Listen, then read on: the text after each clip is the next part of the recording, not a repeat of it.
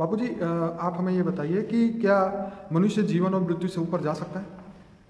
मनुष्य जीवन और मृत्यु से परे जा सकता है।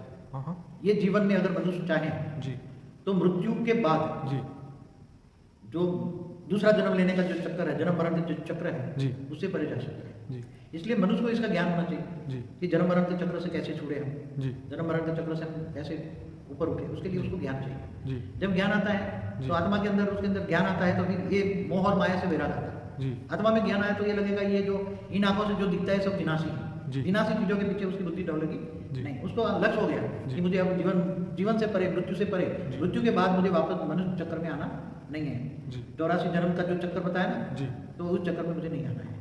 तो वो क्या ज्ञान- रियलिटी में मृत्यु के बाद वो ऊपर जा सकती है? हाँ, आत्मा चाहे तो उसको ज्ञान चाहिए ना। ओके। उसको चाहे जैसे कहते हैं मुझे स्वर्ग में जाना है, जी तो स्वर्ग में जाना है तो वो आत्मा अच्छे कर्म करती है ना। जी। उसको याद रहना है मुझे स्वर्ग में जाना जी। है, हर पल याद रहता है मुझे स्वर्ग में जाना है, स्वर्ग में जाना जी। है, तो अच्छे कर्म करेगी, ज्ञान देगी, परमात्मा को याद जी। करेगी, इस ब्रह्मांड का मालिक शिव को याद करेगी, निराकार से कॉन्टेक्ट होगा तो जी। योगी जी। बनेगी। योगी बनेगी तो पावर आएगा। जी। और जब शरीर छोड़ेगी तो अंतमति सुगति, जी। अंत में शिव निराकार को याद करेगी, धीरे धीरे धीरे धीरे शरीर छोड़ने के बाद जी नष्टो मोह जी। बनेगी, देह और देह के संबंधियों में मोह नहीं होगा, जी आत्मा के अंदर कोई वासना नहीं होगी। जी तो 3 तत्वों का जो शरीर है, मरने के बाद 3 तत्वों का शरीर, अंतर्भाग शरीर, जी वो हल्का होगा, धीरे धीरे ऊपर जाएगी। जी ऊपर भी जाके बड़े बड़े मनुष्यों से कांटेक्ट करके वो ऊपर जाने का रास्ता और देखेगी, जी तो स्वर्गलोक तक जाएगी, स्वर्गलोक से फिर ऊपर और प्रसाद करेगी, महालोक, जनलोक, तपलोक ऊपर जा सकती हाँ। है। फिर विष्णुपुरी में, वैकुंठ में जाएगी जी। तो वहाँ परम सुख भोगेगी, जी परम सुख भोग कर उठ जाएगी तो फिर परम शांति चाहिए तो शिवपुरी में जाएगी, जी। शिवपुरी से ऊपर जाएगी तो परमधाम में निराकार जाएगी।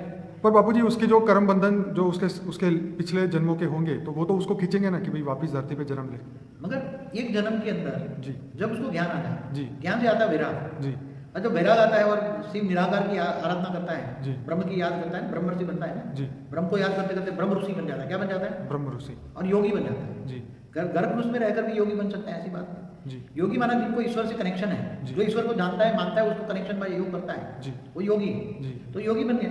जी। तो शिव निराकार परम लाइट से पावर आएगी, वो निराकार है, परम प्रकाश है, जी। तो परम प्रकाश से पावर आई तो उसकी आत्मा में धीरे धीरे वैराग आया, हम्म। तो धीरे धीरे वैराग आया तो योगी बनता गया, देह और देह के संबंधियों से मोह खत्म हो गया, जी। नष्टो मोह। तो नष्टो मोह हो गया तो नष्टो मोह होता है तो उसकी आत्मा में बहुत शक्ति आती है, जी तो उसका 3 तत्वों में शरीर में हल्कापन होता है, धीरे धीरे ऊपर चला जाता है। जी मगर धीरे धीरे प्रोसेस होती है, हम्म। एक साथ में नहीं ऊपर जा सकता, जी। उसके लिए बहुत मेहनत है। ये पूरा जीवन उसको योगी जीवन बिताना पड़ेगा, जी और योगी जीवन आता है तो विषय वासना से दूर होता है, विषय विकार सब दूर हो जाती है उसके अंदर, जी तो धीरे धीरे उसका कारण से रिचार्ज हो जाता है। जी परम प्रकाश की धीरे धीरे धीरे आत्मा में आने से परम प्रकाश आएगा तो उसकी आभा हो अच्छा बन जाएगा, जी। और धीरे धीरे धीरे धीरे शरीर छोड़ने के बाद ऊपर जाने की प्रोसेस में आएगा, जन्म मरण से चक्र से छूट जाएगा। तो क्या इसीलिए जो साधु संत योगी जो पहले थे वो सब ऊपर उस लोक में जाके बैठ गए और धरती पे आना नहीं चाहते?